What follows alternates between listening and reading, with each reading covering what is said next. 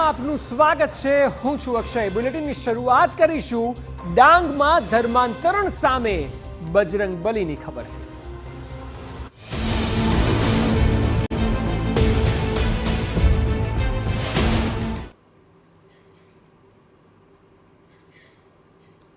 ગુજરાતમાં સૌથી વધુ ધર્માંતરણ થતા જિલ્લાઓમાંથી એક છે ડાંગ જિલ્લો।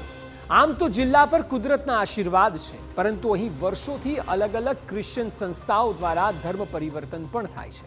આજે જિલ્લામાં 40% વસ્તી ખ્રિસ્તી ધર્મની છે, ત્યારે જિલ્લામાં સનાતન ધર્મનો ફેલાવો હંમેશા રહે તે માટે હનુમાન મંદિરનો સહારો લેવાયો છે।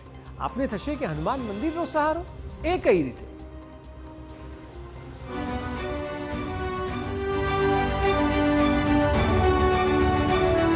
છેલ્લા 20 વર્ષથી ડાંગ જિલ્લામાં એક ધારું ધર્મ પરિવર્તન થયું। સતત અહીં લોકોની સમસ્યા હલ કરીને અલગ અલગ ધર્મો દ્વારા આદિવાસી સમાજને પોતાના ધર્મમાં સામેલ કરવામાં આવ્યો। એ જ કારણ છે કે આજે ડાંગની કુલ વસ્તીના 40% વસ્તી ખ્રિસ્તી ધર્મને અનુસરે છે। જો કે આ સ્થિતિને ઓછી કરવા માટે કે પછી જે લોકો આદિવાસી છે તેઓ ભવિષ્યમાં ધર્મ ન છોડે તેની મુહિમ ઉપાડવામાં આવી છે, અને એટલે ધર્માંતરણ સામે બજરંગબલી મેદાને આવ્યા છે।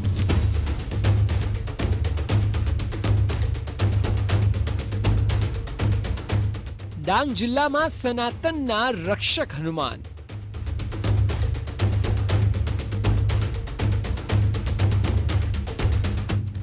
$311 જેટલા ગામોમાં 311 મંદિર।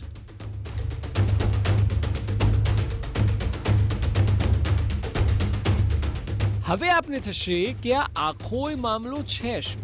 તો આપને જણાવી દઈએ કે ગુજરાતના આદિવાસી ડાંગ જિલ્લાના 311 ગામોમાં હનુમાનજીના મંદિર બનાવવાનો સંકલ્પ સુરતના જાણીતા ઉદ્યોગપતિ ગોવિંદ ધોળકિયાએ ઉઠાવ્યો છે।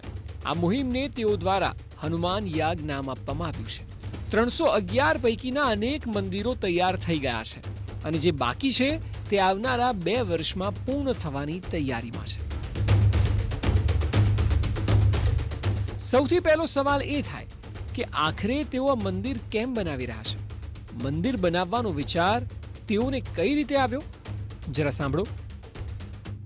કે અમે 30 વર્ષથી ડાંગ આહવામાં મેડિકલ કેમ્પ કરવા દર વર્ષે આવીએ છીએ। તો 2017માં અહીંયા કેમ્પ લઈને આવ્યા ત્યારે હું ને પીપી સ્વામી એક ગાડીમાં જઈ રહ્યા હતા।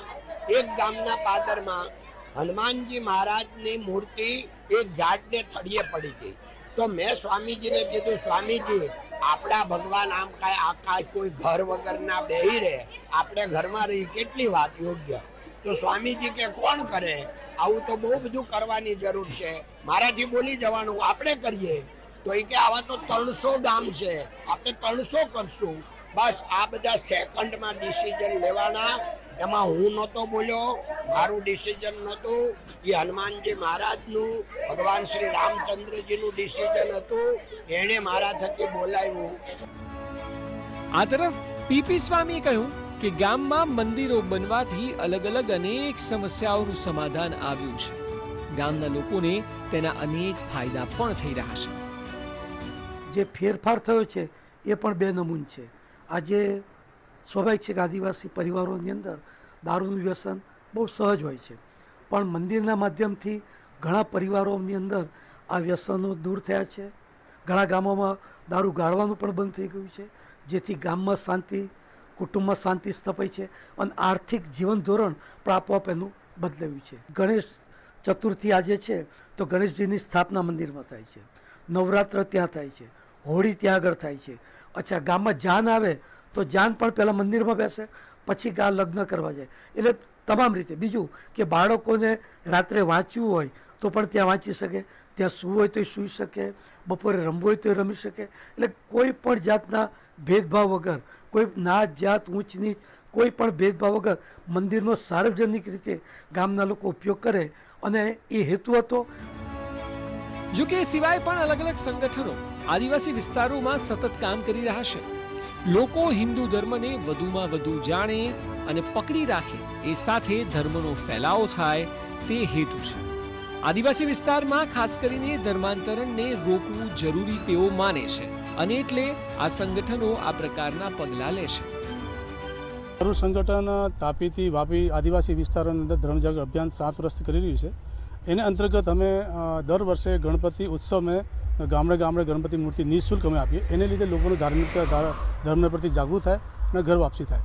બીજું અમે સમૂહ લગ્ન બી કરી આવીએ, રોજગારની વ્યવસ્થા બી કરીએ અને અમે કમસે કમ ત્રણ મોટા પ્રોગ્રામ કર્યા ડાંગ વિસ્તારની અંદર. ડાંગ વિસ્તારના 3 પ્રોગ્રામમાં 1200 પરિવારની શુદ્ધિ કરી છે અને તાપી વિસ્તારના અંદર ગયા વર્ષે જ અમે 400 પરિવારની ઘર વાપસી કરી છે. ડાંગ જિલ્લામાં જ્યારે ધર્માંતરણના કેસ છાશવારે આવે છે ત્યારે જિલ્લાને થોડો સમજવો જરૂરી છે. આ જિલ્લાનું કુલ ક્ષેત્રફળ 1766 ચોરસ મીટર છે. જિલ્લામાં કુલ 3 તાલુકા છે. જિલ્લામાં કુલ 311 ગામ છે. આ જિલ્લાની કુલ વસ્તી 2,75,000ની આસપાસ છે અને સાક્ષરતા દર પણ 75% ઉપર છે.